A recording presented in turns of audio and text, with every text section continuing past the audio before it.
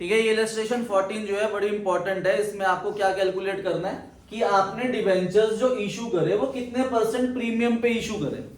ठीक है भाई। तो क्वेश्चन हमें कह रहा है कि आपने 1 लाख डिबेंचर इशू करे, 50 रुपीज फेस वैल्यू है और प्रीमियम पे आपने इशू करा है सर्टेन प्रीमियम। तो वो प्रीमियम का हमें अमाउंट और परसेंटेज फाइंड आउट करनी।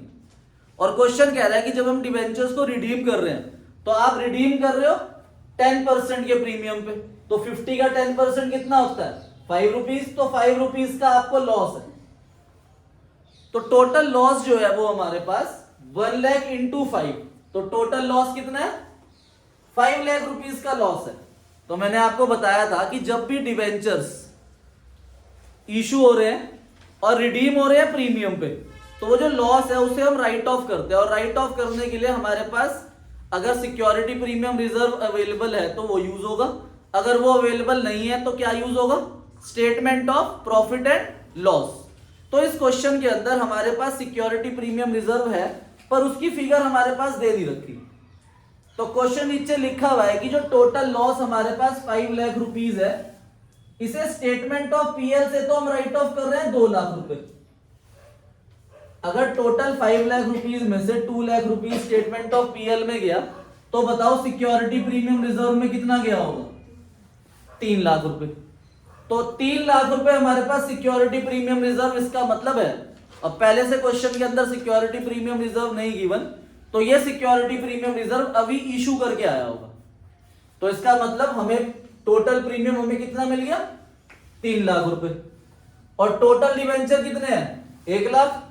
तो हमारे पास 3 रुपीज पर डिवेंचर आ गया।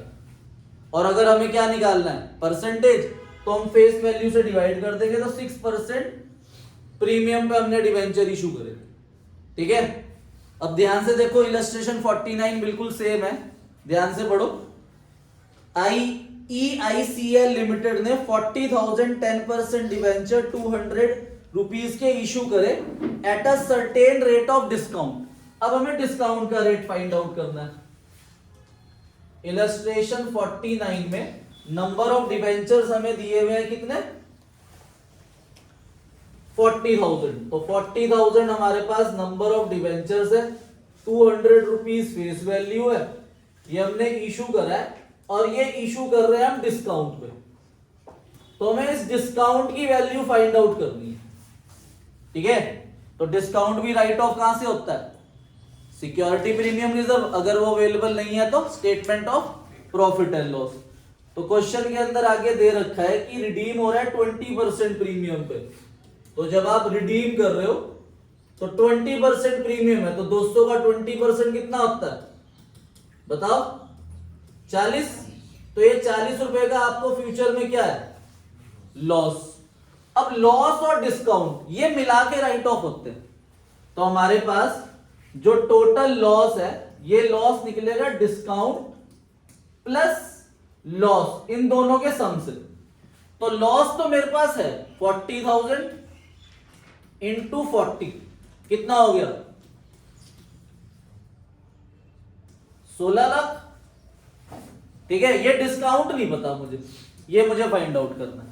अब क्वेश्चन आगे कह रहा है कि सिक्योरिटी प्रीमियम रिजर्व आपके पास 25 लाख रुपए पड़ा हुआ है। हमारे पास सिक्योरिटी प्रीमियम रिजर्व जो है वो 25 लाख रुपीस है। अब सिक्योरिटी प्रीमियम रिजर्व देखो मोर देन सफिशिएंट है 25 लाख और अभी जो मेरे पास लॉस है वो 16 लाख है। अभी इसमें डिस्काउंट भी ऐड होगा और ये दोनों मिला के राइट ऑफ कहां से होंगे सिक्योरिटी प्रीमियम रिजर्व से। अब 25 लाख में से हम यूज कर रहे हैं 20 लाख रुपए। देखो क्वेश्चन के आगे क्या लिखा हुआ है, क्वेश्चन में आगे लिखा हुआ है कि security premium reserve total 25 lakh है और राइट ऑफ करने के बाद ये कितना बचा 5 लाख। तो इसका मतलब ये कितना यूज हो गया। अब 20 लाख में से 16 लाख तो ये गया होगा, तो बाकी का जो 4 लाख है वो क्या होगा डिस्काउंट। तो डिस्काउंट का अमाउंट मिल गया मुझे। अब 4 लाख रुपीज जो डिस्काउंट है ये 40,000 का है, तो एक डिवेंचर कितना होगा डिस्काउंट पर डिवेंचर 4 लाख अपॉन 40,000। ठीक है भाई। तो 10 रुपीज पर डिवेंचर। अब अगर हमें परसेंटेज ढूंढनी है तो हम 10 को फेस वैल्यू से डिवाइड कर देंगे। तो 10 को आप डिवाइड कर दो 200 इंटू 100, तो 2 5 तो 5% डिस्काउंट पे आपने डिवेंचर्स को इशू करा। ठीक है भाई, ये आ सकता है एग्जाम के अंदर, एमसीक्यू की फॉर्म में भी आ सकता है। आओ भाई इलस्ट्रेशन 57 पे देखो भाई, बहुत ध्यान समझना इलस्ट्रेशन 57 को। देखो मैंने जब आपको इंटरेस्ट ऑन डिवेंचर के बारे में बताया था तो ये कैलकुलेट किस पे होता है, फेस वैल्यू। ठीक है भाई, अब ध्यान से बताना मुझे, आपने 1 अप्रैल 2022 को डिवेंचर इशू करे, 10,000 डिवेंचर इशू करे आपने, और एक डिवेंचर की फेस वैल्यू 100 रुपीज है। ठीक है, डिस्काउंट पे इशू करे हैं वो नहीं अभी हम देख रहे, क्यों? क्योंकि इंटरेस्ट कैलकुलेट होता है फेस वैल्यू पे। ठीक है राघव, ठीक है भाई। अब 1 अप्रैल 22 को आपने 10,000 इंटू 100 10 लाख डिवेंचर इशू कर दी, ये अमाउंट में है, तो मतलब इस पे निकलेगा इंटरेस्ट, और इंटरेस्ट रेट हमारे पास 12% है। ठीक है, 12% डिवेंचर है हमारे पास, ये ध्यान रखना। अब क्वेश्चन में लिखा है कि हम रिडीम जब उन्हें कर रहे हैं, देखो रिडम्पशन वैसे हमारे टॉपिक में नहीं है, मतलब हमारे सिलेबस में नहीं है कि आप रिडीम कर रहे हो तो कैसे पैसे दोगे, वो नहीं है हमारे टॉपिक में। सिर्फ क्या है हमारे सिलेबस में कि डिवेंचर इशू करो, और इशू करते हुए अगर प्रीमियम है तो उसे राइट ऑफ करो लॉस लिख के। ठीक है, अब क्वेश्चन में कहा है कि 31 मार्च 23 मतलब 1 साल बाद मैंने कितने डिवेंचर के पैसे दे दिए, 2000 के। इसकी एंट्री नहीं करनी, बस वो हमें बता रहे हैं कि 2000 के पैसे हमने वापस कर दिए। फिर 31 मार्च 24 में मैंने कितनों के पैसे वापस कर दिए, 5000। ऐसे ही लास्ट में मेरे पास 31 मार्च 25 में जो मेरे 3000 बचे थे मैंने उनके पैसे वापस कर दिए। तो जो मेरे पास 10 लाख आए थे उनके पैसे मैंने एक एक साल बाद वापस कर दिए। अब इंटरेस्ट आप किस पे दोगे, आप जब आप इंटरेस्ट दोगे, अगर आप जैसे आप भाई फाइनेंस का काम है आपका, जैसे मान लो कि आपने मेरे को 10 लाख रुपए उधार दिए, अब 10 लाख में मान लो आप 2% इंटरेस्ट ले रहे हो, तो 10 लाख का 2% कितना होता है, 20,000। तो 20,000 में आपको इंटरेस्ट दूंगा। मान लो मैंने आपको 6 महीने बाद या 1 साल बाद 10 लाख में से 5 लाख पैसे वापस कर दिए, तो अब आप मेरे से किस पे इंटरेस्ट लोगे, 5 लाख पे। तो ऐसे ही 10 लाख रुपए, अब 10 लाख में से जब आपने 2000 इंटू 100 2 लाख के पैसे वापस कर दिए, तो आप अगले साल किस पे इंटरेस्ट चार्ज करोगे, 8 लाख पे। ऐसे ही आपने 5000 इंटू 100 5 लाख रुपए वापस कर दिए, तो आप अगली बार किस पे इंटरेस्ट चार्ज करोगे, 3 लाख। फिर आपने 3000 इंटू 100 3 लाख ही वापस कर दिए, तो आप अगली बार इंटरेस्ट चार्ज करोगे, नहीं। तो इंटरेस्ट जो चार्ज होता है वो टाइम पीरियड के बाद होता है, पहले नहीं चार्ज होता कि आज ही पैसे मैं ले रहा हूं और आज ही मैं इंटरेस्ट ले लूं, नहीं। इंटरेस्ट कब चार्ज होता है, जब हम पैसा यूज करते हैं। तो 1 अप्रैल को आपने डिवेंचर इशू करे 10 लाख, और 31 मार्च तक पूरे 10 लाख ही रहे। तो यहां पर 31 मार्च को जो आप इंटरेस्ट दोगे वो 10 लाख का 12%, 1,20,000 रुपए इंटरेस्ट दोगे। आई बात समझ में।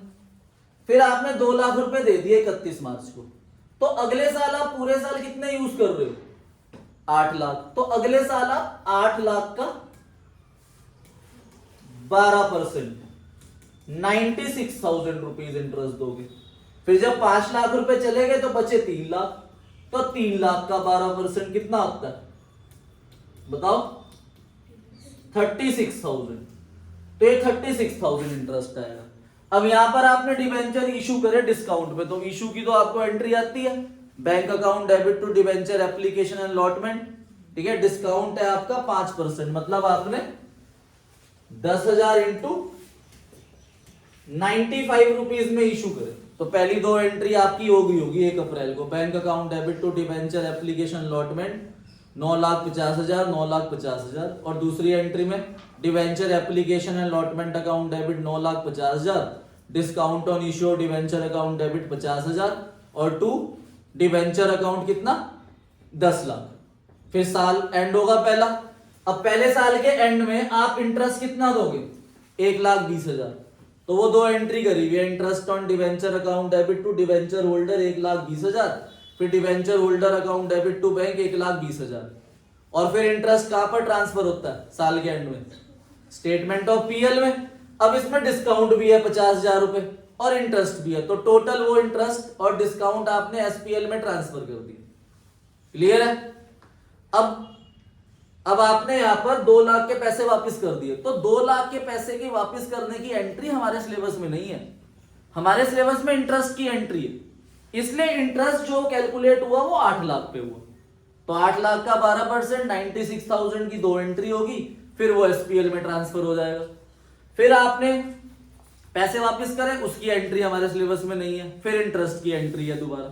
तो इंटरेस्ट की एंट्री जो है वो आपको पास करनी है सिर्फ। और क्वेश्चन में आगे कह रहे हैं कि discount on issue debenture account भी बनाओ, वो मैंने कल आपको सिखाया था, discount on issue debenture account बनाना। ठीक है भाई? और कोई प्रॉब्लम?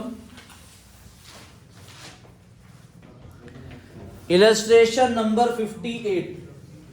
देखो भाई, इलस्ट्रेशन 58 आपके 3 क्वेश्चन है, एक क्वेश्चन नहीं है, 3 क्वेश्चन है। और इस चैप्टर के अंदर हमारे 3 टॉपिक ही थे कि हम डिवेंचर्स को इशू करते हैं पब्लिक में, तो पब्लिक में इशू करेंगे तो पैसा आएगा। दूसरा, अगर हम बैंक से लोन लेते हैं, तो अगर हम बैंक से लोन लेके डिवेंचर इशू कर रहे हैं तो debenture issue as collateral security. और तीसरा, अगर हमने मार्केट से कोई एसेट परचेज करी या किसी का बिजनेस परचेज करा, तब हम डिवेंचर इशू करते हैं, तो debenture issued for consideration other than cash.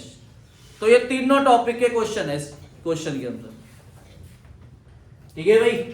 अब ध्यान से रीड करो। 1 अक्टूबर 2024, तो 1 अक्टूबर 2024 में आपने एसेट परचेज करी 4,30,000 की, तो 4,30,000 की एसेट है और लाइबिलिटी है 90,000। तो 4,30 की एसेट और 90 की लाइबिलिटी, तो बताओ हम कितने पैसे देंगे? 3,40,000 रुपीज हमें उसे पे करना चाहिए। पर क्वेश्चन कह रहा है कि हम उसे 340 की जगह 380 दे रहे हैं, तो जो एक्स्ट्रा 40,000 रुपीज हमने पे करा वो किस नाम से लिखते हैं? गुडविल। तो पहली जर्नल एंट्री तो आपकी ये हो जाएगी, sundry asset account debit 4,30,000, goodwill account debit 40,000, to sundry liability 90,000 और टू वेंडर अकाउंट जिसमें ग्रेग लिमिटेड लिखोगे आप 3,80,000। अब आप 3,80,000 रुपए के आप उसे डिवेंचर दे रहे हो। पढ़ो आगे।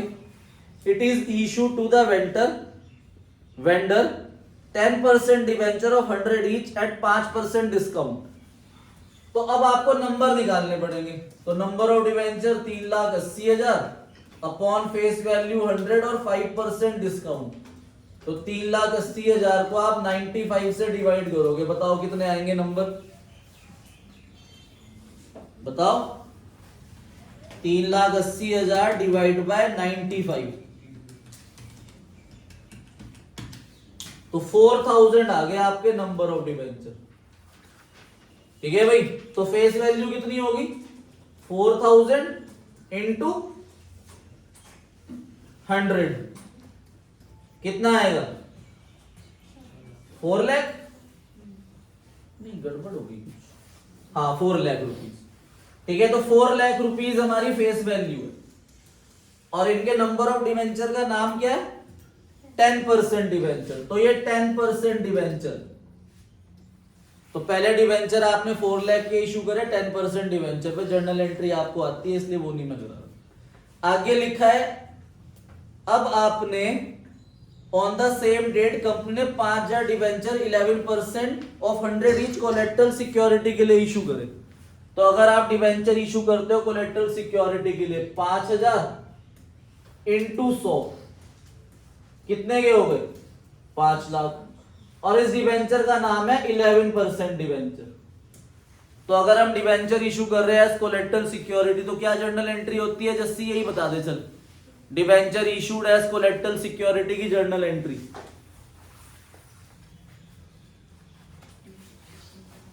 तू बता Shubh. Debenture issued as collateral security की जर्नल एंट्री क्या होती है?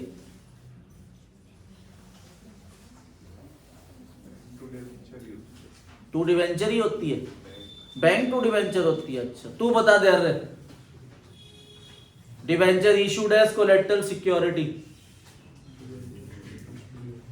ठीक है। Debenture suspense account debit to 11% debenture, और लोन लेने की bank account debit to bank loan. तो 4.5 लाख का आपने लोन लिया, उसकी एंट्री करी हुई है बुक में, और फिर डिवेंचर इशू करे आपने, तो debenture suspense account debit to 11% debenture. तो एक 10% डिवेंचर हो गए 4 लाख के, 11% डिवेंचर हो गए 5 लाख के। अब तीसरा आपने डिवेंचर इशू करा पब्लिक में पैसे के लिए, ठीक है। अब आपने 5000 12% डिवेंचर इशू करे 100 रुपीज ईच, तो ये भी 5 लाख फेस वैल्यू, और इसका नाम है 12% डिवेंचर। तो आपने 3 डिवेंचर इशू करे। अब क्वेश्चन नीचे कह रहा है कि आपको इंटरेस्ट ऑन डिवेंचर की भी जर्नल एंट्री करनी है हाफ ईयरली बेसिस पे। अब ये 1 अक्टूबर को डिवेंचर इशू हो रहे हैं, साल एंड कब हो रहा है? 31 मार्च 25। अब 1 अक्टूबर से 31 मार्च तक कितने मंथ होते हैं?